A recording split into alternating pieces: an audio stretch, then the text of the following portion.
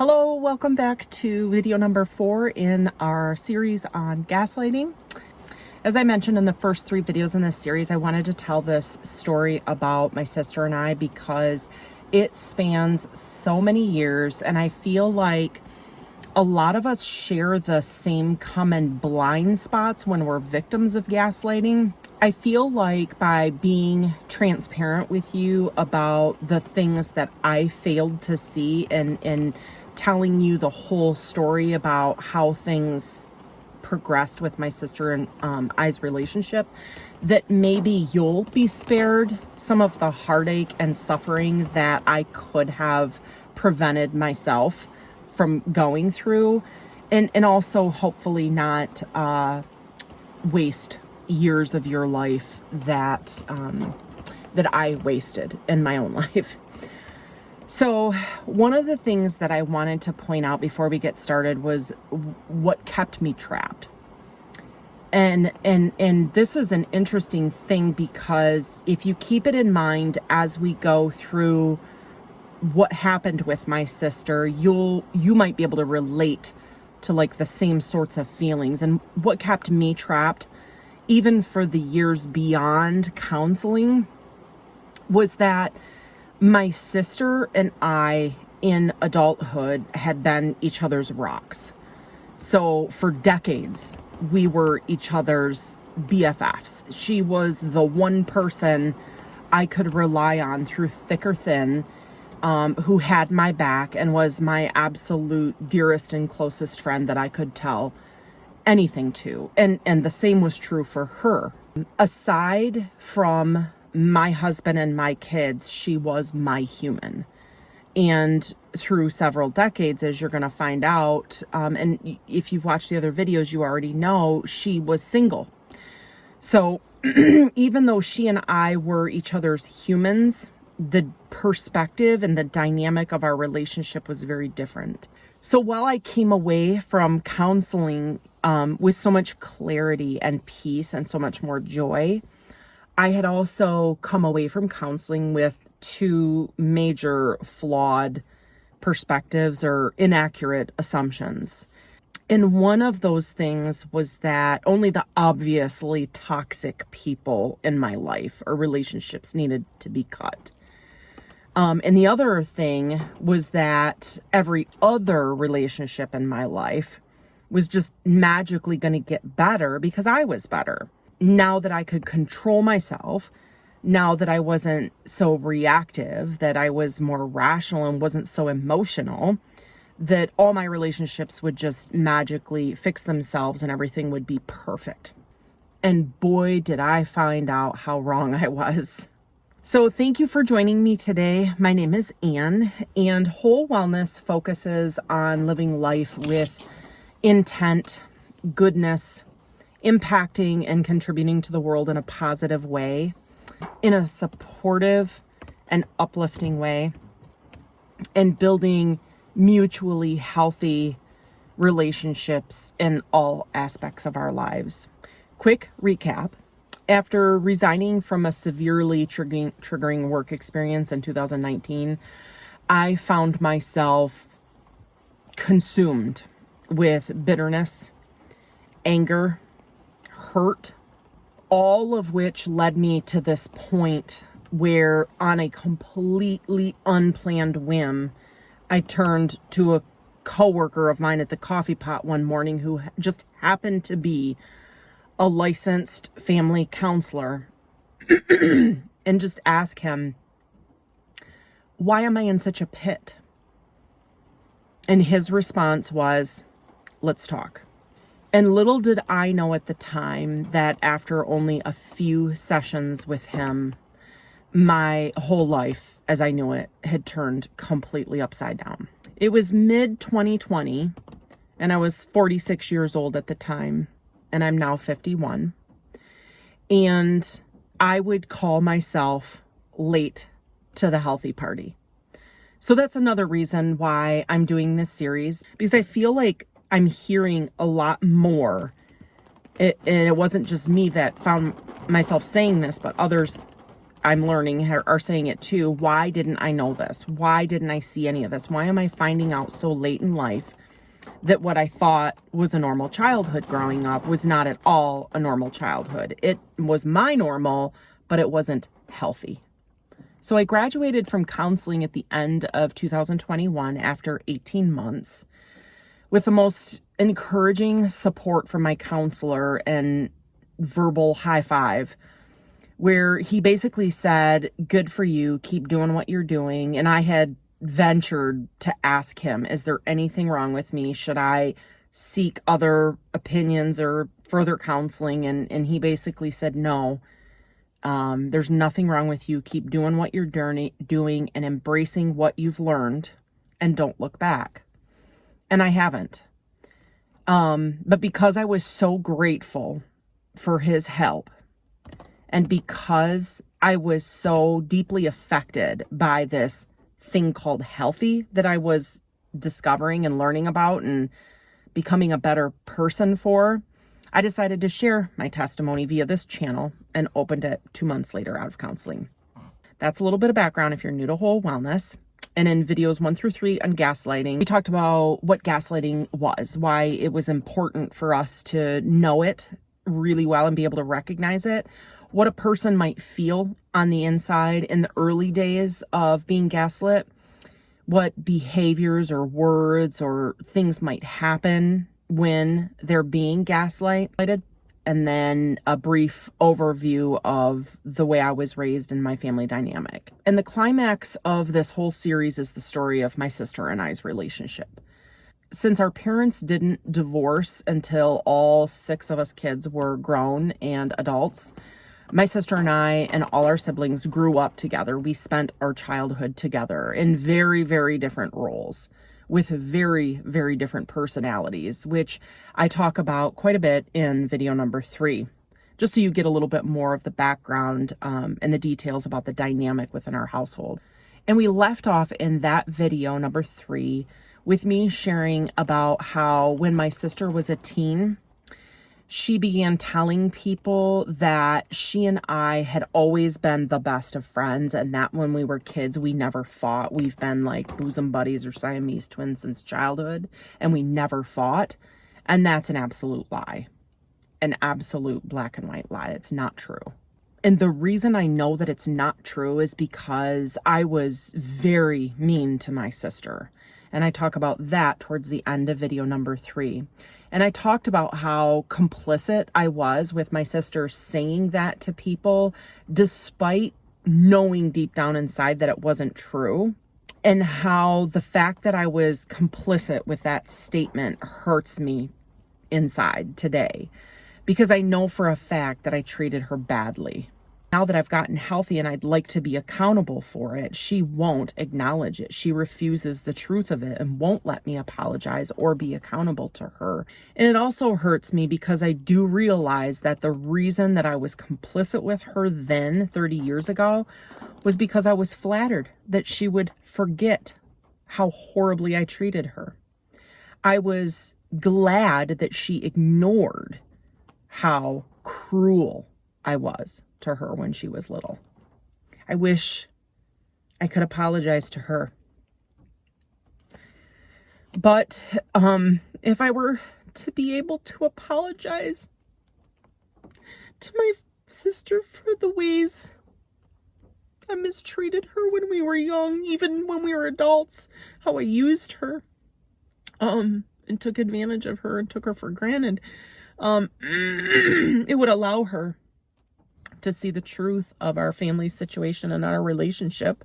It would be hurtful for her to see and recognize the truth, to accept that and admit to the fact that I mistreated her. So, in a way, I'm okay. Like, that gives me some calm that she won't be devastated by this truth, that to actually wake up and say, yeah, my sister treated me like crap.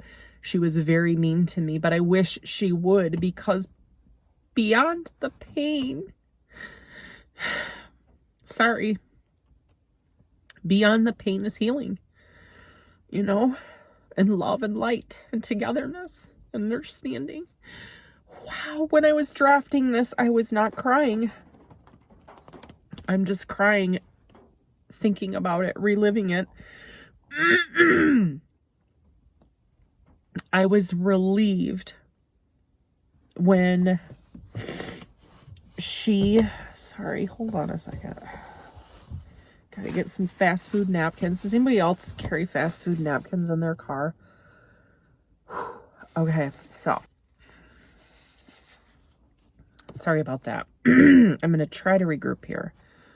So I think at the time I was flattered in a way and relieved that the truth about how horribly I had treated my sister was not something she could recall and that we were close. I guess I was just happy that we were close at that point. But I had known in my gut, even back then, that her perception, obviously, of our childhood was delusional and absolutely untrue. But I had ignored the truth because she ignored the truth. So it was convenient for me. I hate to admit to that. If she hadn't admitted to the truth of me mistreating her, then why would I? And in video 3, I also shared about how a couple months into counseling, when everything with me was really raw and open and I was trying to sort everything out, there was a pretty awful group text that was begun amongst my siblings. Something that I had requested on numerous occasions not to be a part of. I do not like to be part of group texts that are nonsense. I oftentimes will not participate in group texts because when there's 4, 5, 6 people in a group text, your phone just blows up with every little emoji and thumbs up and response and okay and yes. And I don't know if anybody else is like that, but it drives me nuts. But you add to that the nature of what my siblings were saying amongst themselves, and it was just cutting me internally. And I wound up having to silence the group text myself, and risk missing something important that got thrown into the text thread regarding my family. At that time, it was that bad. That group text was that bad that I had to silence them. And in the wake of that group text thread, I had texted my sister, my BFF at that time. I had texted her privately to remind her that I didn't want to participate in that kind of group texting and nature of the conversation and the direction it was going. Had requested her yet again to stop the text thread, remove me, and begin a new group just with them. If she saw those kinds of things, those kinds of group texts starting up again, that she would hopefully take the bull by the horns and just go, no, Anne wants to be out of this. Let's do our own group text. And she responded to my request with mockery of me. Again, I'm overly sensitive and all this other stuff, and a little bit of contempt and scorn coming from her corner of the world, similar to that of my brothers that I had received previously. But it was a big surprise to me. It was hurtful to me to have her respond to my request that way, because I felt that I was not asking the world. I felt that my request was reasonable. And as you might have guessed, being still new to counseling and still in the throngs of learning what it meant to be healthy and trying to figure out what boundaries were, her response to me did not sit well with me. And I reacted with anger. And that was spawned from a feeling of desperation at that point, because no one in my family was listening to me scream at the top of my lungs, "Stop, please leave me alone." And I didn't understand why it was so hard for her and my family, but particularly my BFF, to just respect me and honor my boundaries, which were reasonable. Needless to say that text exchange that was private between her and I did not go well. It did not end well. And then several days later, which just happened to coincide with my birthday, that had come and gone without so much as a, hey, hope you had a great day from her, I texted her in love, gently, proposing that we get together and talk in person, because we had always been able to resolve our disagreements or misunderstandings by talking. Not that we had many disagreements by that point in our lives and our relationship. And if I remember correctly, the words that she used when she responded something to the effect of, do I want to continue talking with you about how mentally dysfunctional and abusive our family is? No, thank you. It was kind of like that kind of attitude. And I came back and said, no, that's not really what I'm getting at. I think that if you and I just talk, and I responded gently again, despite her continued anger and sarcasm and, snarling. I said, I think if we just could talk, we could understand each other's perspective. And like always, it would probably be good for our relationship if we could understand each other and come closer. And again, she said, absolutely no. And then I tried a third time. And as you might have guessed, it was a hard no again.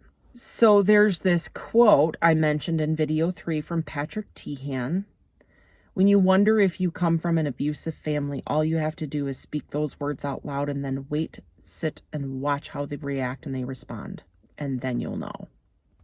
You know you come from a very unhealthy family, if not a toxic and abusive family, if the mere suggestion that your family might not be healthy and there might be issues, unresolved issues that should be looked at and resolved, if they react with anger, contempt, disgust, and even ridicule for mere suggesting that there might be some stuff that needs to be worked on or resolved amongst the family members. That is in stark contrast to what you could expect from healthy family members, where they would listen to you, try to understand, show you kindness, gentleness, compassion, concern, try to put themselves in your shoes, show you respect, and above all, show you love.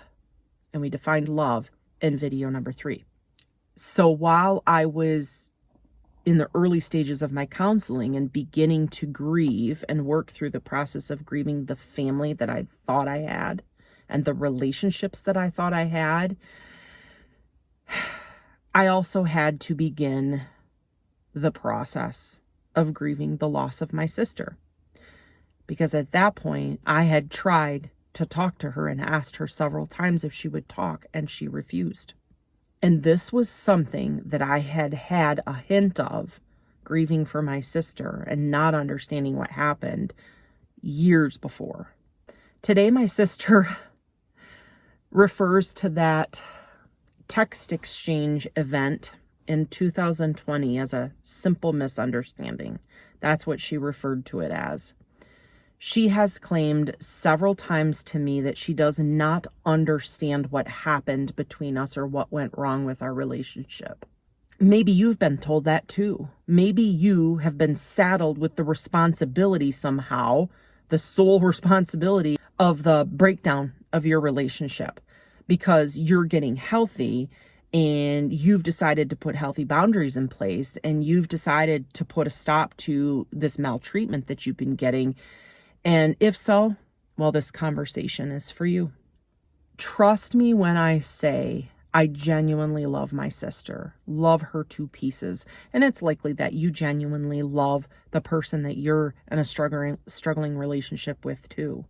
But my poor sister is so incredibly delusional, and the person in your life is probably delusional as well. So how do we navigate that? Well, let me tell you the story of my sister and I, and you decide for yourself where the parallels are and what you might be able to do differently in your relationship that I didn't do because I didn't know. But you know, and you can do things differently and change the course and not waste years like I did. It was actually December of 2012 when my sister and I's relationship first began to change, and not in 2020 when the simple misunderstanding via text had happened. In December of 2012, my sister had emailed me saying that she was madly in love with a man who was separated from his wife that attended the same church that she attended. My sister at that time claimed to want to know what I thought of the situation. But that wasn't hard for me. I knew how I felt. I thought I knew how she felt too. Previously, she and I had always shared the same opinion about infidelity. So I knew in my gut right away, as soon as I read her email, and went, why is she asking me? That she was looking for support from me. She was looking to me to say, yeah, go get him. She didn't really want my honest opinion, not at all. Even so, in the beginning, I was very gentle with my response to her. Even if I couldn't lie to her, the way that she was already far gone when she first emailed me clued me in that I better tread very carefully with her in my response. I cared way too much for her to encourage the affair, so I already knew that I wasn't going to lie, but I was very stunned and confused at that time. It's only now that I can look back and say, oh, that's what she was asking for permission. So instead of responding with too much detail, I just kind of responded the obvious things that, separation doesn't mean they're divorced and they're in the same church. How's that going to work? And what's her ultimate goal? I just kind of responded with questions like, why are you even asking me this? Because it seemed pretty obvious to me that it was a big fat no, and I didn't understand why she was even suggesting it. And much to my surprise, her response to my response was a great deal of defending her position, defending an affair, answering all my questions with the same canned kind of answers that all people who have affairs say, that he doesn't really love her, they never should have gotten married, his wife was crazy, blah, blah, blah, blah, blah. And I just kind of felt like, okay, I know all that because that's what everybody who has an affair says. And then I was kind of like, okay, is this just some sort of loopy fantasy that she had at midnight when they ran into each other and shared a hot cocoa together as acquaintances? Or what was going on? Was this just a flirtatious, dreamy fantasy type thing? I didn't really think, okay, she's serious. I just was like, okay, just very confused. So when she responded kind of like defensively and with a whole litany of excuses as to why it was okay, I realized that me being gentle or kind of treading carefully was futile and was not going to work. And I knew that best friends tell each other those hard things that other people, like acquaintances, don't tell each other. Best friends are honest. They tell you the truth about things. They tell you when you're being a fool or behaving like a fool. Your best friend has your best interest at heart and your future in their sights. And she and I had that kind of relationship in adulthood. We were that close. And so I knew that she would expect nothing less from me than the truth and honesty. And I wouldn't want to do anything else for her. I loved her that much. And so I challenged her again on the prospects of even tinkering with an affair. But she pushed back again in all seriousness. And I was like, huh? And she provided a whole litany of reasons why she and this man's affair were the exception to the infidelity rule. That is when I realized the seriousness of the situation. So I put a lot more thought, a lot more time, a lot more energy into my next response. And I treaded very carefully on my words because I knew that she would come back explaining away even more. And at that point, I felt panic starting to build within me. So I was desperate and decided to pull out the big guns. And I said, If he was truly into you, he would file for divorce. He would make himself available to you if he were truly into you. Period. I didn't want to hurt her, but I felt like I had to respond with harsh reality to get her to wake up. But much to my surprise, she responded with even more excuses and reasons as to why he couldn't possibly file for divorce.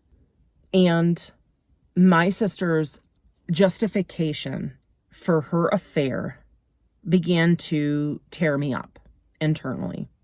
And at this point in this video, I want to pause and just mention cognitive dissonance. I don't know how many of you are familiar with that concept, but in the event that you're not aware or have never heard of it before, I'm going to share the definition of what cognitive dissonance is. It's an internal psychological distress that is caused by a behavior that contradicts an internal moral compass. And we talked about a moral compass, values and stuff in video number 3 when we were talking about understanding our abuse, because abusers and perpetrators do not have a moral compass. They don't follow any particular moral code, and that's important and key into us understanding, our own histories and past abuse. And in order to relieve that distress from that cognitive dissonance, a person will explain away or excuse or even persuade themselves that a conflict doesn't exist. Essentially, cognitive dissonance is self-manipulation. It's self-torment, but we don't realize it. We make excuses, bend the rules, and research has found that there is a direct correlation between high levels of cognitive dissonance and abuse victims. And research also shows that a high level of cognitive dissonance is the result of previous forced compliance.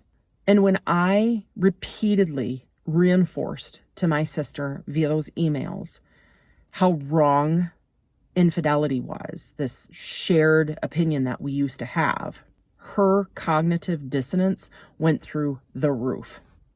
She needed to relieve her own tension and discomfort by trying to convince me that there was no conflict between the moral principle of infidelity being wrong and her own infidelity. She had to change the rules about infidelity in order to allow her own affair to happen without any sort of internal psychological distress. But I continued to stand firm on my principles, and she continued to sneak around with this man.